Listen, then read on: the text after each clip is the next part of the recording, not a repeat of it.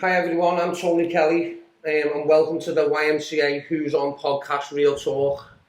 Tonight on our show we've got Glennon, who's a legend in the world of addiction and helping people get out of addiction, and the job that he does on a day-to-day basis is second to none. I think the guy deserves keys to the city. So thanks for coming on to this show, Ian. Thanks, mate. Thanks for having me and inviting me, Tony. No problem. Tonight's show we're going to talk a little bit about your journey and how it all started for you, where it took you, and how you climbed out of it, because it is a climb. Yeah, very much so, and a little bit about where you are at the moment, and is there any advice you'd like to give any of our viewers on how to get out of addiction and where to go and where to look, and we'll talk a little bit about that at the end. So, thanks. Where did it all start for you? First of all, I'm proud and honoured to be here. Thank you very much. You, mate, Thank you. I've seen you at your worst, and where you're at today is a lot different from when I first seen you. I had to go on the extra mile to get you where you are. Like you have to do with me, Tony, but it's a pleasure to talk to you sitting in your face. Well, like I said before, that's why I respect you so much, because without you and where the advice you gave me and the direction you pointed me in, I wouldn't be where I am today. I'd be in the gutter. I'd probably be dead, to be fair. All I done was give you the advice what was freely given to me when I come round into recovery. I'll tell you a bit about myself if you want. Where it all started, like the early days, how it started. I'm one of five. I live with my mum and dad. My four older brothers and sisters are quite a lot older than me. I'm the baby. Some baby, you know, to say some baby, yeah. But I think that's a Scouse thing, you know, we all say that. Yeah. My little brother's 34 and he's the baby. When I go to parties and the aunties don't say, oh, he's the baby, and I say some baby. But anyway, my four brothers and sisters, they were primarily brought up in a place called Kesnet, which was in the city centre. It was tenements. By the time we moved, when I was born, we ended up in Norwich Green, Broadway, in about 1975, 76 we moved there. The house was an old person living there, so we had a lot of work doing on it. But my mum took the house. And Norwich Green then was a lot different. It's the 70s? Yeah, 76. The streets all had trees down the streets and everything. It was nice. It was a nice place to live. The only problem was, there was our house backed onto a railway line. And it's a disused railway line, so for the kids of 5, 6, 7, there's a railway line at the back of the garden. So you're hanging out? Yeah, exactly. Every time my mum said, oh, my dad, don't go on that rally, I used to go to the rally. I say, all right, yeah. I lived on there, I camped on there, I've done everything on there, life on there. I've actually hung around on there. Everyone knows, yeah. From Norwich Green, from Norwich Green. I am, yeah. Rally is. I know, yeah, you're not from Norwich Green because it was the place to be, but it was like, it was more like building bonfires and different today. You need to do something like today. Building dens. Dens, and when it snowed, we'd make like, we lived on an embankment, so we'd have like corrugated iron. Like all the houses back home. Yeah, like corrugated iron sledges and all that. It was just what it was in the time. But so I went to a school around there called Leamington Square. You know, and it was okay in there. It was okay, so I was very athletic, very sporty. I was a good footballer. Really good footballer at the time for football, and then went through the school, okay, and then I went to the seniors, which was called the second. What seniors was it? Ela Green, which was right in the middle of the Strand. It's not there no more. I used to actually hang around in there when I was terrible. Yeah. So I went there, and because I'm a Catholic, my mother wanted me to go to DLR, but all my mates. That's where I went. Yeah, exactly. Who were in Leamington, it was mixed school, so I wanted to go with the lads. The other I wanted to go with them, so I ended up there. But my first real experience of alcohol, not drugs, my mum and dad drank. My dad worked as a doorman, but I was only a baby. He was a drinker. He wasn't alcoholic until his annual sale. So my mum worked in Jacobs, and I couldn't say we had a good upbringing. I was quite spoiled because of the youngest one, so I can't blame that on the addiction. My first, you should drink, not drugs, drink. Yeah. It was funny. We were on the railway, And I was knocking around with the lads because I always wanted to feel part of something. If they asked me to do something, I'd do something. But you tell them to be ripped or skittered or he's this, he's that. So I went with them to fit in. Like So it's a bit of peer pressure. Yeah, absolutely. Yeah. Peer pressure, yeah. Because I think everyone in addiction suffers with peer pressure, don't they, Yeah, from someone? Yeah, absolutely. So my first taste of a drink was weird because there was the embankments ran down after the railway. There's people's sheds. There's what the lad said, we're going to rob this shed. I'll rob the shed for you. Me down lawnmowers or something. What I was going to do with them? What I was going to do with them? Cut everyone's grass. Yeah. What I'd want to do is knock on the door next day with their lawnmower and say, do you want your grass cut? That's my lawnmower, you know, what are you doing with that? Really? Turn it in. So I got in this shed. It's mad. I thought it was pitch black. I said, no way. There's bottles of Pepsi there in the shed. So I cracked them up and started drinking it. It was only homebrew, fermenting lots of items, ale.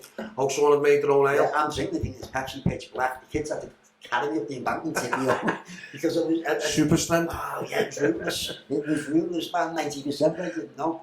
So that was your first experience with ale? Yeah, it's all about it. So, in my school, I went to school. So, we're talking about 81, 82 here, maybe 83 when I'm going to the first year seniors. I wasn't really exposed to heroin or drugs or cannabis or anything like that. Hey, look at me now. So this is around about the early 80s? Early 80s, yeah. And my first ever thing coming into, how can I put it, my first memory of seeing someone on drugs was I was in the lower school. We had two schools. We had the lower school, which was by Wellsbourne. Yeah. St. Oh, yeah, there was two schools, yeah. Yeah, so we had to go across to get our dinner in the afternoon. So I'm in first year seniors, with this lovely little blazer on. Silver buttons. All that, yeah, all the shoes. Pair of Farrer on. I'd be margin meant to do a Farrer. I runs over and I goes at my dinner, but I went into the cubicles to school, the boys' cubicles, it was a mixed school. Yeah. And as I pushed this cubicle open, to go, I'm awake, basically. There's a lad there, sitting there, with a needle in his hand, in his arm, and I didn't know what it meant. So this was in school? In school, he was about 15, 16. He was doing it on the slang. He went, get out, you a kid. So I left it, and he bailed. So I didn't say nothing. When I went home to my ma on that night, I said, hey man, why did lads in school put needles in their arms? Ma didn't know nothing about drugs. It must be a diabetic lad. Yeah, because this was the early 80s, that's when it hit Liverpool, isn't it? No one really knew what it was, did they? I can remember coming home on the bus, getting on the bus in the Strand in Norwich Green. It's only 4 stops, like, down an avenue. I get on the bus when I was 13, and when I went upstairs, the addicts who were smoking the heroin on the back of the bus would say, shut that fucking window, right? I get more Kit Kats on the way home. It's soft foil. The foil. Yeah. Every time I thought they were being lovely, I'd never forget that smell. That smell on the bus, they always shut that window. And these were fishy smell, fishy, horrible smell. So you just got used to it. Then one day, I'm getting on the bus at about 3, 4 o'clock. The bus gets stopped. The bus is stopped in the stand bus stop at the 14. The busies have only raided the bus because there's that many at the back. About 5 or 6 of them smoking heroin on the back of the bus. The back window comes open, they're jumping off, they're jumping out the side one. It was heavy lads, honest to God. But people didn't know what they were taking then. Yeah, because it was a new thing, wasn't it? Yeah. So as I'm going to my school, more and more kids in the 450 who are my age now, have been to school and went right through, are trying this drug heroin. I'll never forget something, and this is important, I was knocking around in Broadway with all the lads. Yeah. I was about 14, 15, so I won't mention the names, because most of them are dead. Yeah, no, that's fair enough, That's the reality. Yeah. And then they're getting on a bus in Broadway, going up to Croxford. There was 5 of us, by the way. They bought a £5 wrap of heroin, and the 4 of them smoked it between them. I never touched it. They were smashed. By the time they got to Broadway, I had to wake them up off the bus. Wow. 3 of them fellas no longer with us, lad. They're dead. And another fella's doing life in prison. He was drug addiction. Yeah. So I was. It's a matter of life and death. It is, yeah. It was all around me. So my best mates in school were taking it. I wasn't fitting in again. I was going out committing crime with them. I wasn't on heroin. I was smoking weed. Now, I seen all the devastation around me. The age, as I've explained. Yeah. At the age of 19, curiosity killed the cat with me.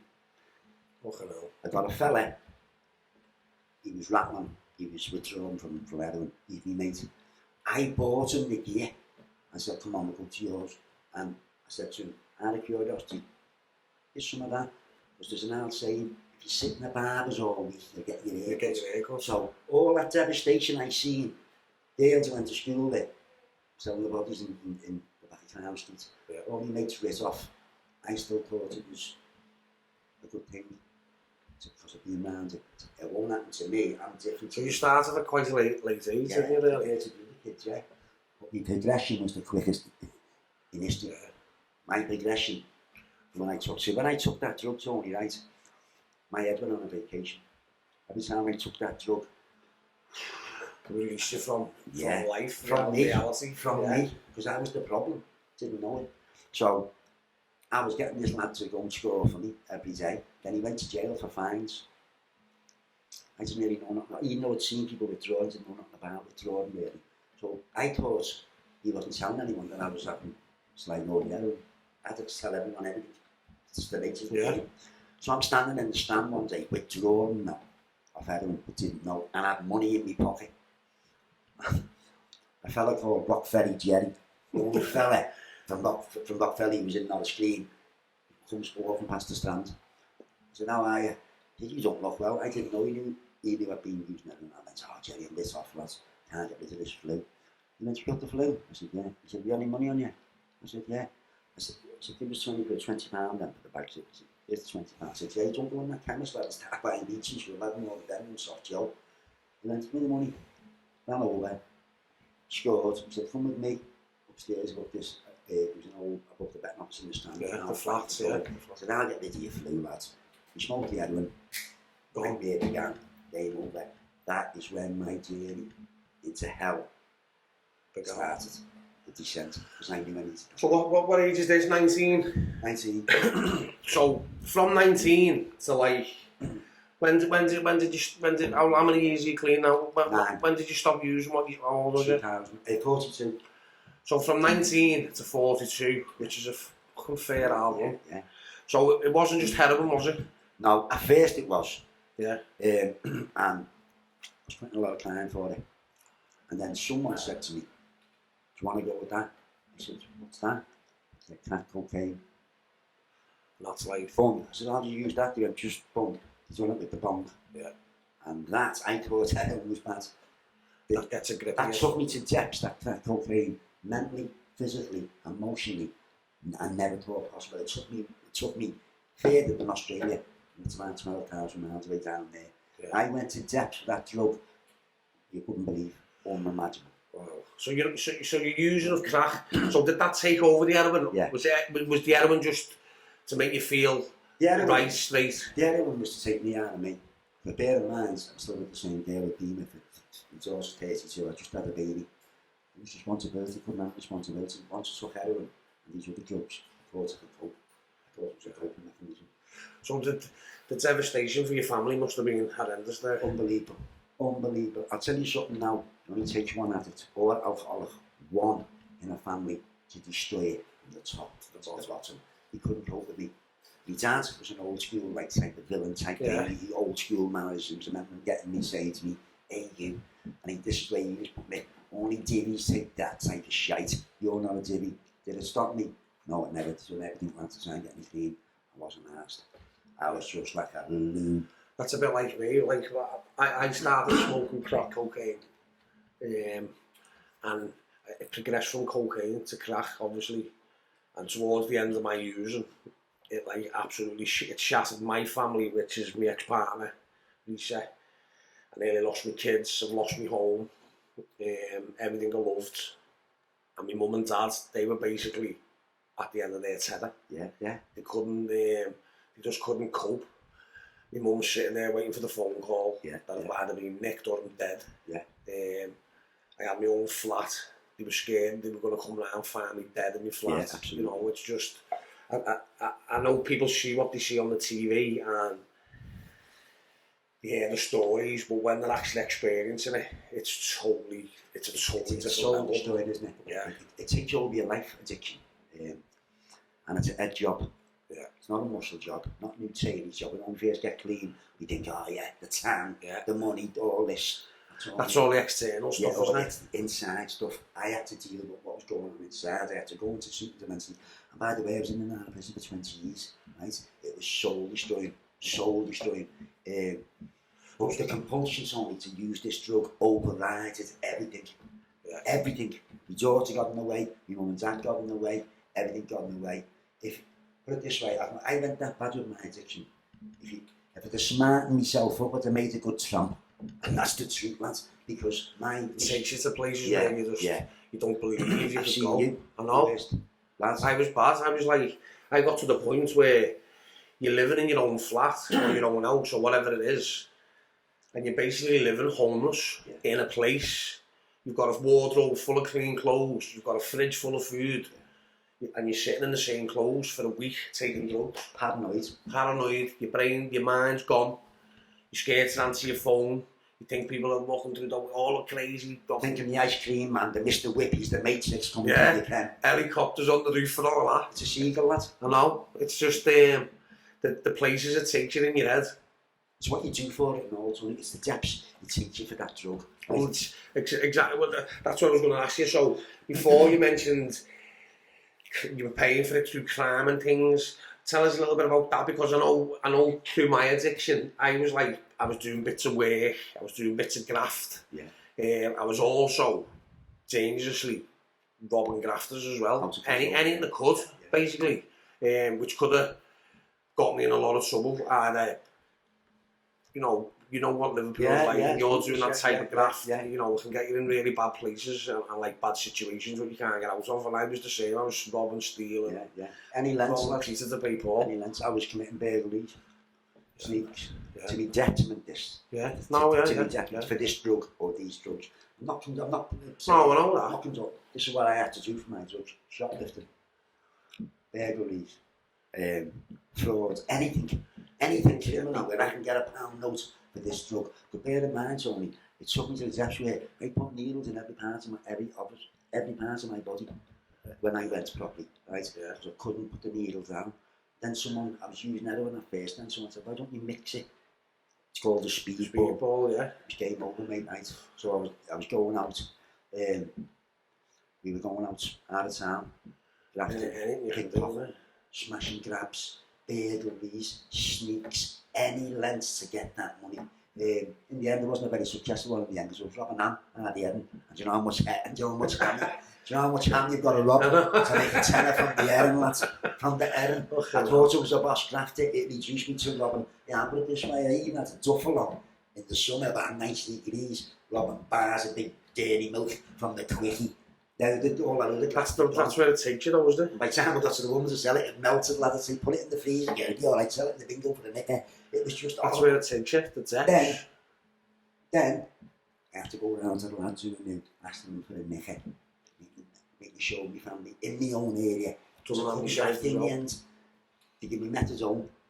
That gave me the ability, for me, to take more crack. I didn't need to go out for a year, because I had methadone. I was on that for 18 years. Heavy exist. Not even a life, it's an existence. You just exist on that for the... I mean, I made a few quid ago, but I spent a lot on crack cocaine. You blowed a lot. A lot. You know, my family took me abroad to get off it.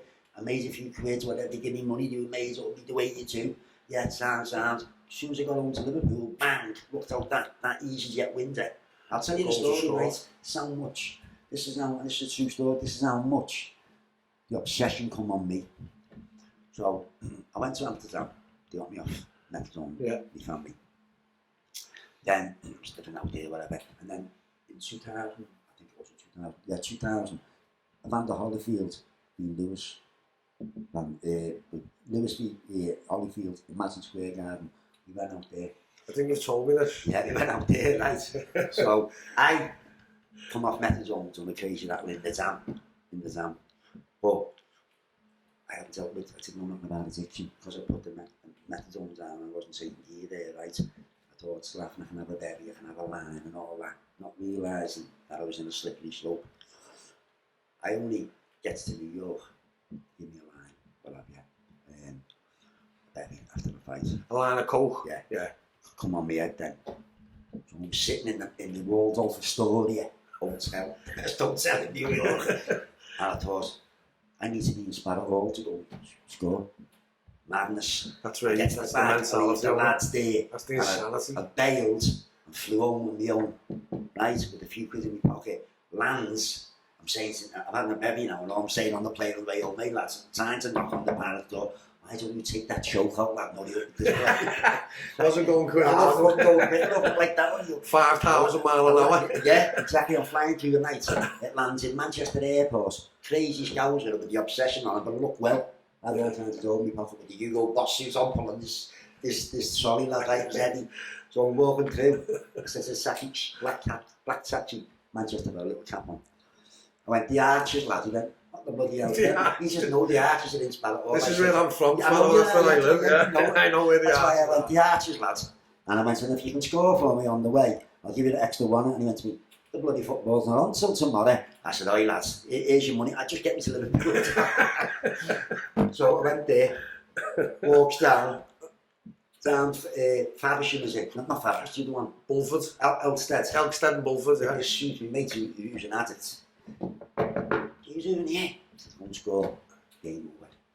Back on it? Yeah, in 2 minutes. So you'd had a bit of clean time there, hadn't you? No, I was off the methadone. It wasn't clean time like now. That's hard to get off the methadone, isn't it? Yeah, I was have to do a bad rattle, yeah. So then, what happened with me, the family had to like sort of pull away.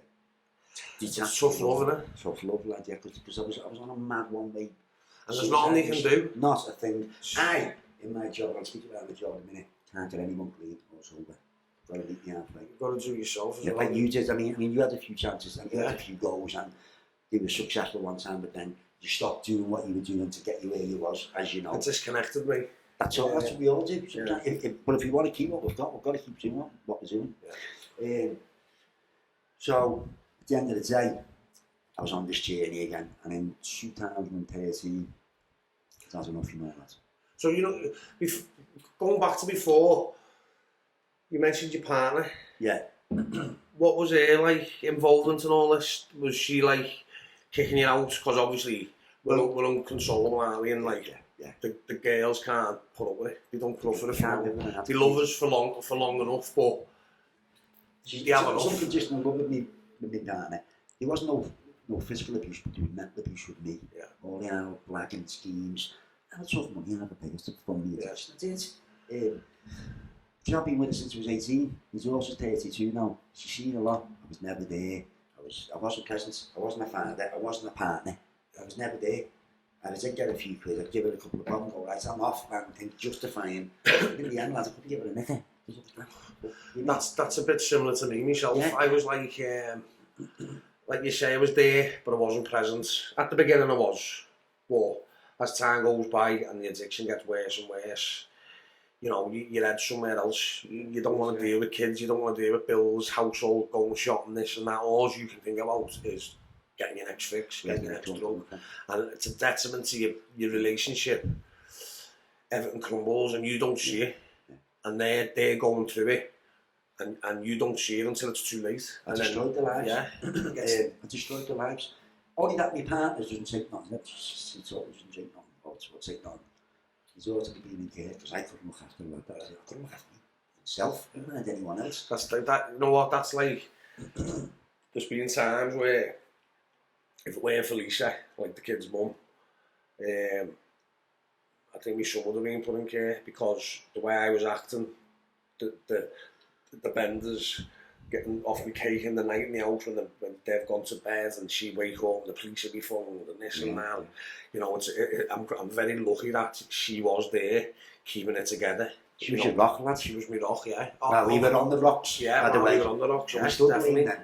I know, you know what I do now? I don't now because obviously I've been through my treatment and, you know, you start to learn things and your eyes open, don't you? Yeah, and you can't, no one else is to blame, only me for my addiction and my misery and everything I've put everyone through. It's me, they're not putting me through it, I'm putting them through it. Yeah. You know what I mean is by that, I blamed her for my justification to same. I told like many lies, like I couldn't lie straight in bed.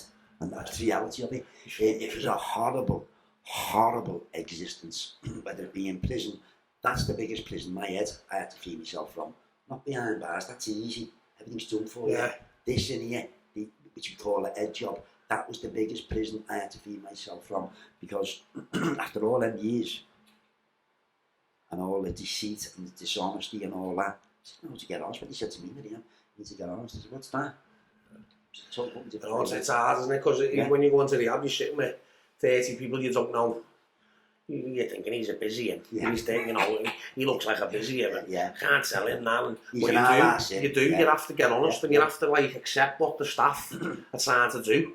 Like I thought to me more, my biggest problem, Tony, is when I put, there's the drink, for example, so alcoholic and all. When I put the drink down, that's the easy part, putting the drink and drugs down. Then you're left with us, the problem, but with the solution and all. But I didn't know that at the time. All the shame and guilt. Yeah, but you know what, that shame and guilt, I had to feel that to start healing it, because if I wouldn't have felt it, I wouldn't be healing it. I remember sitting in the rehab I was in, and my daughter come to see me.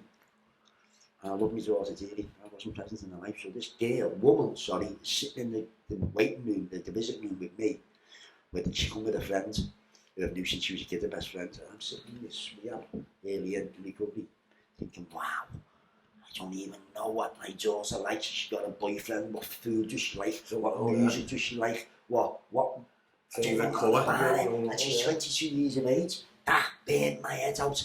I cried and sobbed like a baby. Gave me input, but it got me where it was. I had to go through that. Yeah, I had to go through that and honestly look at the pain that caused. Bear in mind all this pain we've caused, Tony. We weren't well, you know. I wouldn't dream of doing it now. And we put on a good act. What? You know, we got boss plot. It's a load of shite, isn't it? On my ass. Really deep down, we're fucking broken. We're broken to pieces inside, internally and spiritually. Because when you smoke crack and I do, it takes our soul, lad. Yeah. It took my soul. It took mine. I remember sitting there, right? My man said to me when I was on the crack. Demented the woman, but I'll tell you a bit more about how things changed. She went, the devil's got a better conscience than you, lad. I went, what? And then everybody get married, talk about it. It's true, isn't it? It turns us into like demon, doesn't it? Oh, mate, something I've never been in my life. I'm a nice, caring, loving fella, so are you. So people who get clean, put one of them in me. And it's turn into an animal. It's just on. Turn into a vicious, ruthless animal. Yeah. Like a rat in the street, scurrying everywhere. You lose your morals. You lose your dignity. I never lost my life. Blessed to be here. Yeah, same. Like yourself, I've been in many situations where I've come out and thinking I should be dead now. I shouldn't even be here. You know what I mean? And I've took me to places and I've done things to people. And to like friends and family who I love, and I've done things, and when I've been like not off my tits and a little bit normal, I've thought, what the fuck am I doing? And bear in mind, before all the heavy stuff come in, the rave scene come on the scene, so I loved all that, and they were enjoyable times. Back in the day, all around the country, Shelley's, the Camden Palace. There's one in Stoke and the one in Coventry, everywhere in mad fields in Leicester. That's all like ecstasy, wasn't it? Yeah. No, just then and all. A lot of people got onto heroin then, 89, 90, because they were coming down. Bends, and you having it, it's like those heroin. To come down. Undercover.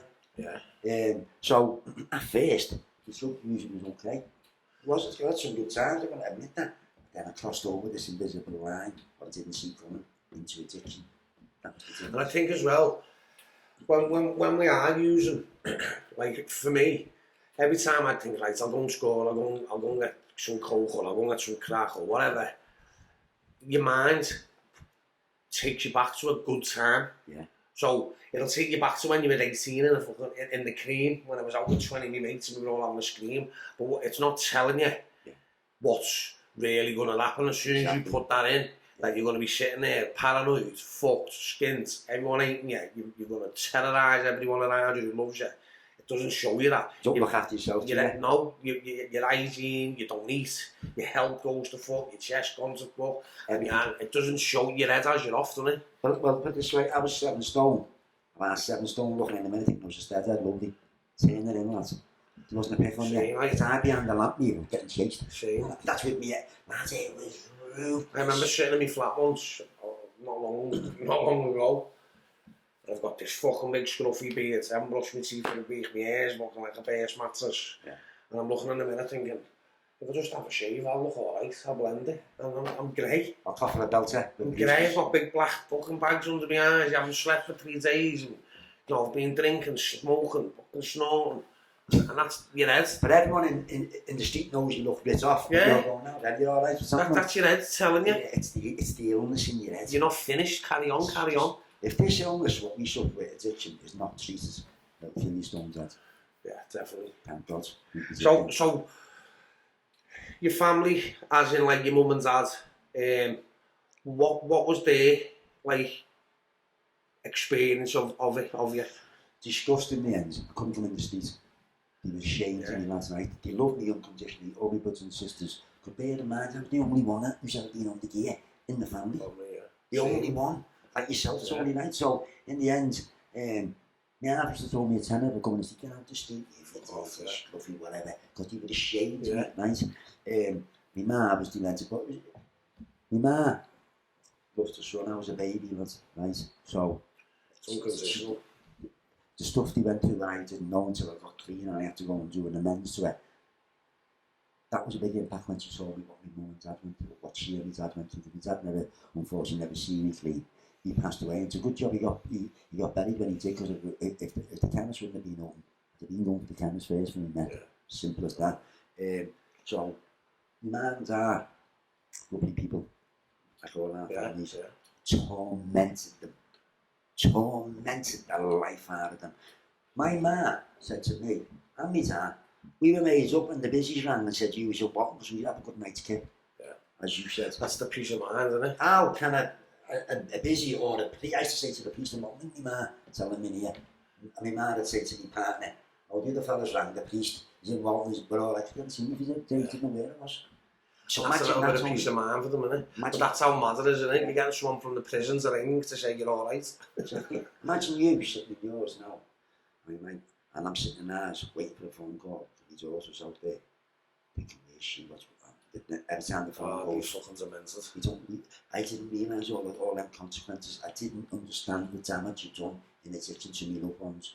And at the time, I didn't care less. Not in a bad way, because it's all I wanted to do it in the way. Yeah. There's a lens of 10 margins in there, there's enough of a can. You just want to be left alone, don't left you? alone to go and get to and you can't, because you've got all these people in your life. Oh, you burn your head out when you're at it. Yeah, and you're and like, that's a bit similar for me. I was in my flat and I just wanted to lock my door and use. And my brother's knocking every 2 minutes, my mum and dad are phoning me every 2 minutes, and I'm thinking, why don't you just fucking leave me alone? But really, they're caring for me. They don't want me to be dead. They don't. I know you, brother. You don't mind me saying. Yeah, Mark, he's a good fella, he's a good lad. He rang me a few times over. And only for our Mark, persistently bringing Joe Bennett. We won't mind me mentioning his name, Joe. Without that and that bit of support, I wouldn't be here. I wouldn't be where I am now. And chances are, I'd probably be in the ground. Say, listen, me and you and a lot of other people have been pushing flowers up, lad. Right? But think about the impact of what we would have left behind, because our pain would have been over.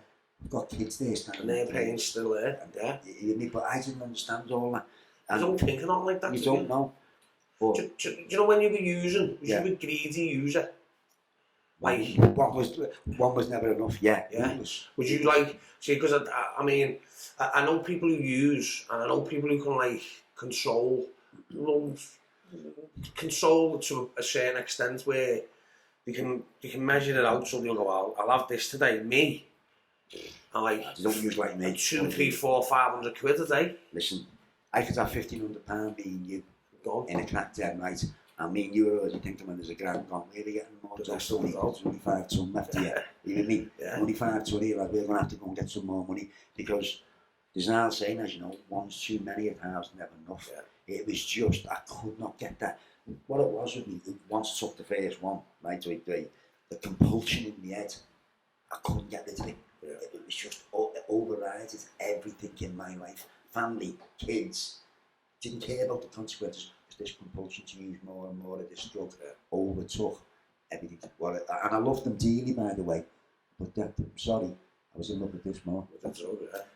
So, coming, we've heard enough for like horror stories. Me and you can sit here all day, and you know, you can write a book, both of us. But coming towards the end of your using, where you get to the point, because I know I did. I got to the point where I was thinking, I fucking hate this. I'm sick of it. How did that come about for you? I was starting to drink more ale. The drugs? Yeah. And it was more painful in the end. I was thinking in the end, because my daughter was getting older now, right? So my daughter's in senior schools now, right? When I was scoring on the garage and all that. And I made to walk and pass from Notre Dame and saying to my daughter, I punted there, see him scoring, all that. But in the end... It's funny you should say that, because that was... When I come into rehab, I know it's a selfish program, and they say you've got to do it for yourself. But a big part of why I came in was because my son's getting to that age now, where he's hanging around on our estate. Yeah. So I didn't want the other kids like, oh look, your dad running around the estate, off his barnet, smoking this, started sitting in that house, sitting in that crack den, doing this, doing that. And he's got to the point now where I think I've bypassed that. Yeah. And that was one of the reasons why I come in. But as you say, you know, it's embarrassing, isn't it? What the things we do, the way we act. And we destroyed them, you know. I know, but it kills them. Kills the soul, mate. As I said, at the time, I was just doing what I was doing, because I was addicted to the substance. Mentally, with the crack, I was physically addicted. I was taking heroin and on tablets and ale. Got the energy back, just to get me out of me, to take this head for a holiday, because I couldn't live with this head. But in the end, it wasn't doing what it was doing for me, Tony, right? I wasn't getting the bus I was getting off anymore, right? It was so tired, don't you? I remember being in prison in Kenny, and this is where it comes to the end.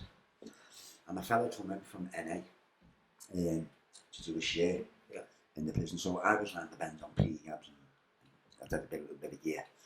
So I goes to the meeting, and I knew this lad, I'd used this lad. I was sitting there thinking, wow, you're definitely blacking at you, lad. He looks different.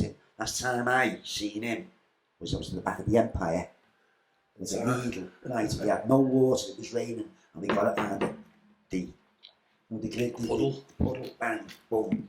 Not a problem. That's the shit. So when I seen him, that's the depths it takes. Yeah, when I seen him, I thought, no, I won't mention his name. I thought, wow, that's heavy, that. Something's not right there. He looks dead well in. So when I go back to the cell, and he had a bit of gear left. When I was smoking, I couldn't get him up yet. I couldn't, wasn't doing nothing for him. I was thinking, how is he clean? How is that loon clean, lads?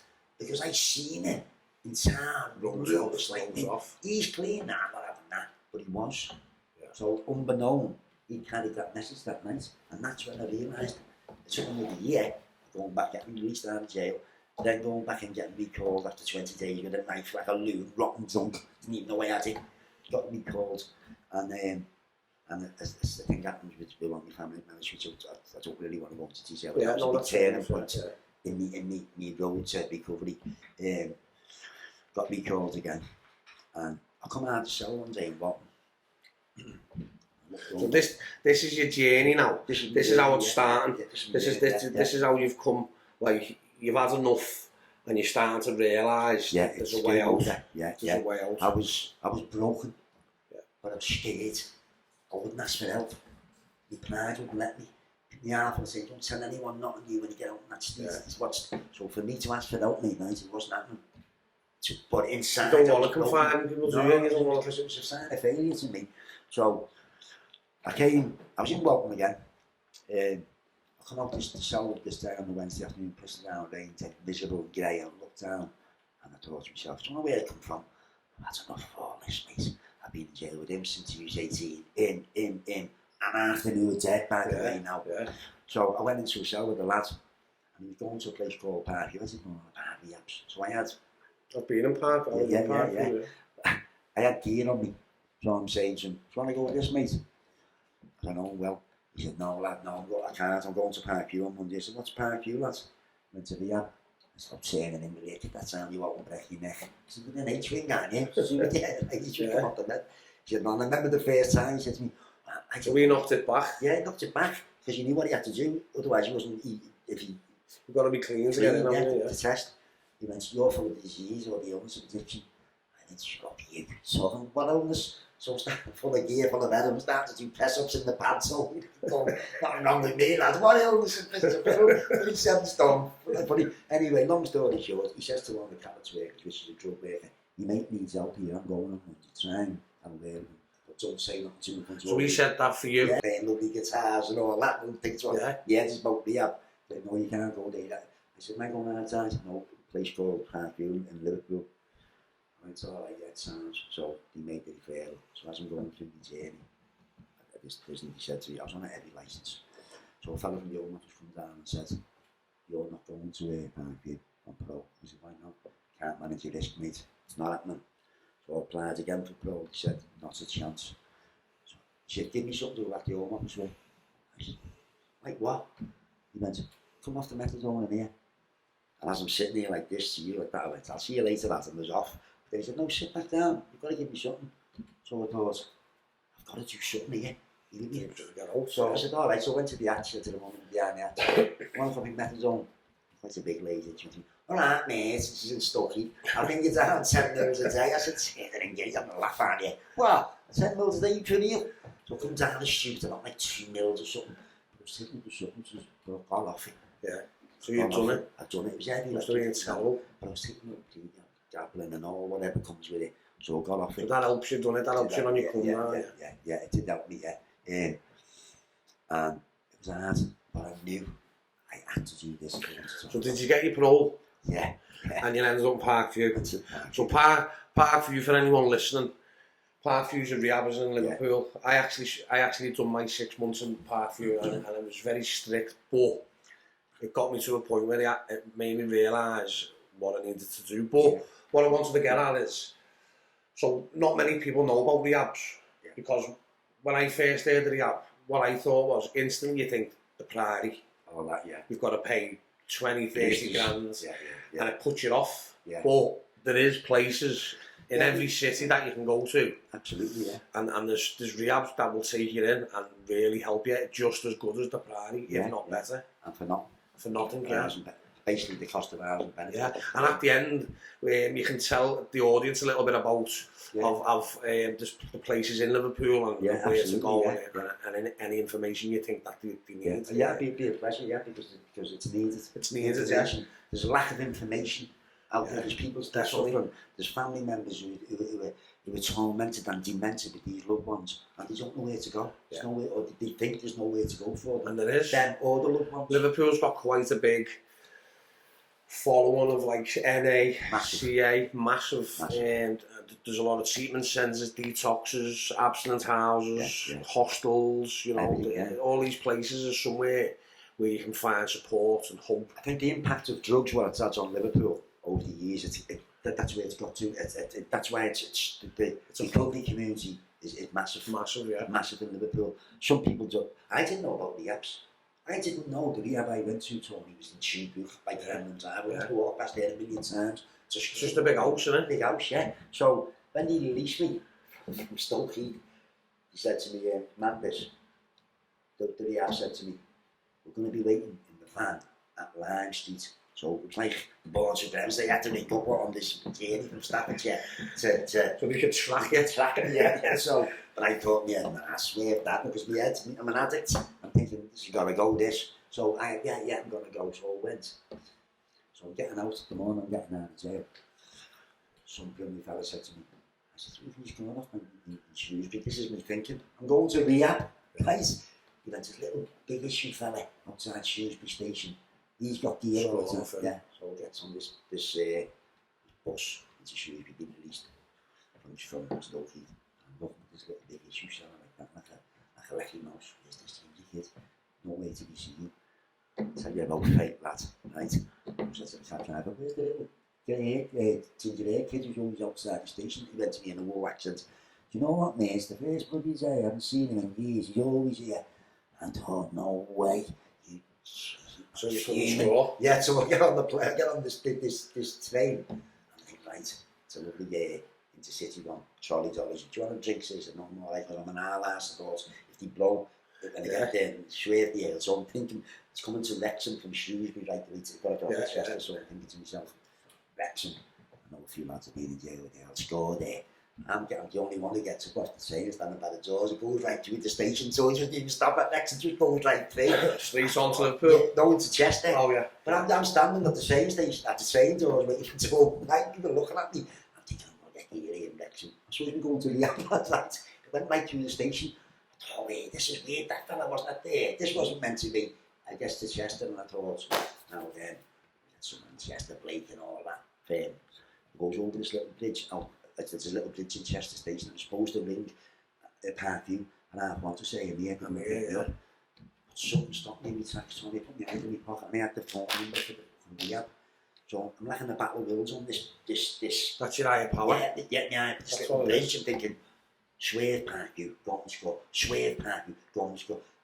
In the end, I went downstairs, and I went to the phone box, and man, and he went, right, get to Lime Street.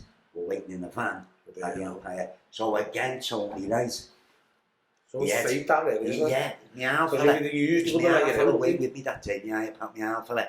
So I get to Lime Street, and I think to myself, let's get on this. I know they're in the van, like the white van. I thought, I'll go. You don't know where the statues are, man. If anyone knows that, there's Ken's odd statue. I'm going to come underneath from the underground. Up them stairs, the set escalators, yeah. So I was like, I don't swear then. I didn't know they had like a dinner who it was. I was coming up this escalator, there's a fella with a mac on, standing there. The top line, I thought it was a busy. I went, who's this one? Looks moody here, right? So as I reached the top, I went to do a right to go up the stairs. I went, Ian. I went, who are you, mate? He said, I'm Rob, I'm from Parkview, come on. And got me in the van. Thank God he's a good dear friend of mine, this fella. He done my thinking as an addict for me, because the other guy, Reggie, Reggie. He knew you were going left. He said to Rob, you'll bail this fella. He's an analyst. And I was. Yeah. And that's when I went in the van, turned up outside these 3 houses in Sheepley. And I thought, what's that? So was that your last day of using? Yeah. No, actually, my last day of using, I think it was a Wednesday I went in. I think the one, no, sorry. The Friday morning I had to stop because I knew I was going there Monday, so I was in the fetal position like that, like a battling, but I had to in the cell because I knew, and then it got the best of me. But isn't that weird? I couldn't score outside the station. Wrexham I went right through. That's fate telling you not to score. Yeah, and thank God I made that right decision because I wouldn't have been here. Something was there telling you, to Parkview, all the bravado, all the behaviours of ways and means to go the way we all do. The way we do, but the staff in there could see right through me. Yeah. Okay? You see it on a daily basis. Yeah, like I do now on my job. Yeah. So what a fella said to me in there, look, it was weird, you know. I went in there, the manager came in, and he's a good fella, Tom McCulley. I had to hold up. He said, see you that down, lads. He said, you're from the neck, aren't you, Ian? He said, well, don't forget me. I know it was weird, it's not a hero like that. He said to me, we're going to make this, you know, son. I said, no, he was. I said, who are you? With the manager. I said, oh, yeah, that's right. He's mad red and all, so it was all right. Someone had a bit of faith in you as well. But when I was going, yeah, exactly. So then, it was hard in the sequence centre Tony at first, because I didn't know how to behave, lads. I had to go through the 12 steps of recovery, the recovery model he's on, and it freed me, lads. Step 1, 2, 3, the whole lot, the whole so it's like, that's part of, there's a process you have to follow, and you've got to follow it. Yeah, and in the end, one of the key workers said to me, all the knowledge you think you know, lads, put it to one side. Take the cotton wool out your ears. This is a new way of living that we've got to teach you. But you have to relearn, don't you? You have to relearn it, Tony. You have to learn me. I said to him, teach me how to live without a drink or a drug, lads, please. Because I didn't want to go. I threw the towel in, but the fear without this drink, I was sitting there in the room sometimes thinking, how am I never going to be able to have a drink or a drug in my life again? With me. Yeah. But as I went through my step 1, it's scary, isn't it? Yeah. That's what we've been used to for so long. When I went through my step 1, the powerlessness and the unmanageability, I come to a realisation that I can't use successfully. I can't use not successfully, and that was scary. But in the end, it took me 2, me 3, me resentment list. What was off its cake? Because I resented everyone, everything. had to... Hate everyone. I thought the defect was in the record cupboards. Are you with me? Yeah. I didn't know what, but I know now. And the amends process had done. He said to me, go to your mother and ask her what it was like for you, for her. I had to do a graveside amends for me dad because he wasn't here, so I wrote a letter and they went up. And that was emotional now. My ma sitting there in the living room with her. I said, Mother, I need to make a proper amends, and she knows it's a truth. Tell me what it's like for you. Tony, it wiped me out, Matt. She said to me, it's the realisation of what you've done. His house is the same size as you're a big fella walking, and he wasn't shopping out, everyone knew him in the town, walking up and down. He said, your dad used to be walking down the room thinking, why is he doing this? Why aren't you? Have we done something to blaming themselves? So yeah, and it's us. Exactly. So when you've gone through Parkview and you've done all your step work, you've done everything you should have done.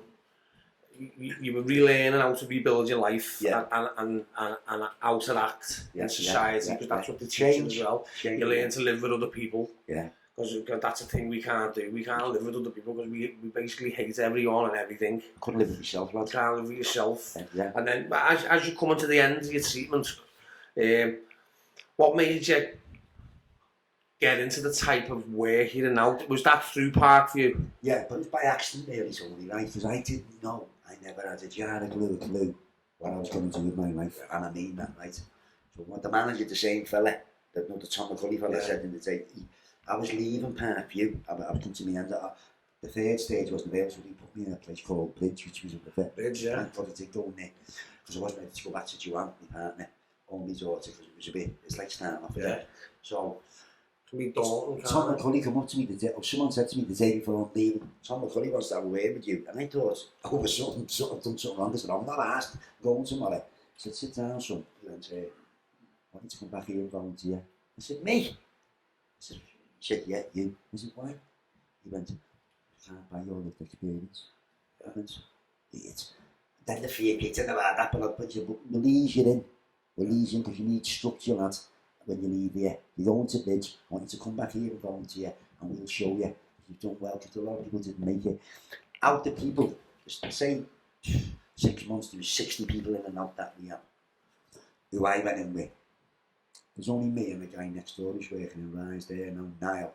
Who stayed clean, my mate. He's a lovely fella now. Niall, yes, good lad. Me and him were in treatment together. I was a month ahead of him. There's only me and him who actually attained long-term recovery since the day we were been in there. And now working doing it. Yeah. Well, see me, my experience of the rehab and my journey, it was you who inspired me to volunteer and to push forward to do what I'm doing. And like now my life has like took a complete U-turn from being the grafter, the gangster, whatever you want to call it. You know, hanging out gangs, involved with crime, firearms, this, that, all the carry on, all the bullshit I've done in my life. Now, I've done a complete U-turn. And my goal in life now is to help people out of addiction. Absolutely. And I've been given all these amazing opportunities through Rise, the rehab that I actually went through.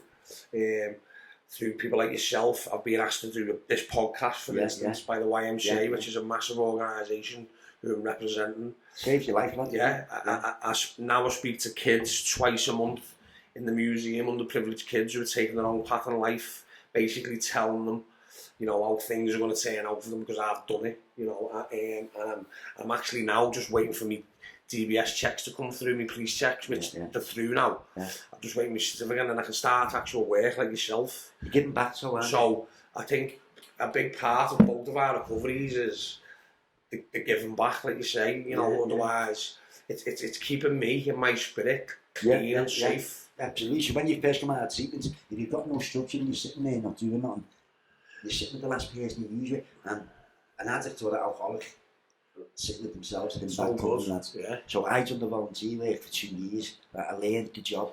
I sat in groups, I done all kinds, and then an opportunity come on to be a night support worker in there. So when you volunteer, you haven't got much responsibility. But then when you get a proper role, so I got the role. So it was weird after about 2 years clean. So really, the point I'm getting on is that people coming through from addiction right at the beginning, all through that misery and heartache that we cause, there's a way out, there's hope. Yeah, we come out the other side, better You people. know, like the likes of yourself and myself, and there's many other people who I've become great friends with, and they've had a similar journey to us, you know, all the misery, heartache, the addiction, the broken families, you know, everything they've lost, and you can come out of it. Yeah. There's hope, you know, there's opportunities. You're not just dead in the water. So people sitting in their homes now, anyone listening or anyone in addiction, you can get out of it. There's a way out. See, we were hopeless. Yeah. But there's hope there. There's hope. I started at the end of the app. I become a support worker, running it overnight. Yeah. And it was a bit weird at first because I thought, these are giving me responsibility to look after all these. You with me? Yeah. Then I become a key worker. Then it was structured though, Tony, right? Yeah. So then I become, I was a key worker, doing therapy groups and what have you. But it's no better than the people like us who are in here. Well, it's experience, isn't it? Lived experience, yeah. And it was a goal in the end for me to keep doing what I'm doing because I know I've got a lot to give. And it's not about salaries and money. Because this is where a lot of people relapse only night. You get a job, the belts of salary, the belts of bed, the belts of car, the belts of mortgage, and forget, stop doing what they're doing. Recovery. Whether it be fellowship, smart recovery, intuitive recovery, whatever recovery you want to do, yeah. that got them where they are. But then we think, I don't need that no more. We get complacent. Yeah, I mean, I seen a fella not long ago. Oh man, but no, I wouldn't do that anyway. But the guy was a long time in sobriety. Yeah. I said, what happened? He said, I stopped doing what I was doing. Every single person I've ever known who's relapsed, you go to the fellowships where I go. Stop working. The only thing they say, I stopped doing what I was doing, and that's the big thing. As for recovery in Liverpool, as you asked me before, there's loads and loads. Don't suffer in silence. You've no need to suffer in silence in this city. You've got the YMCA, the rise next door. You can come to the Brink between 10:30 and 11. Parr Street, Liverpool City Centre. Yeah. You can come see me for referral. Anyone can come for referral. We do a pre-app group. We give you loads of support.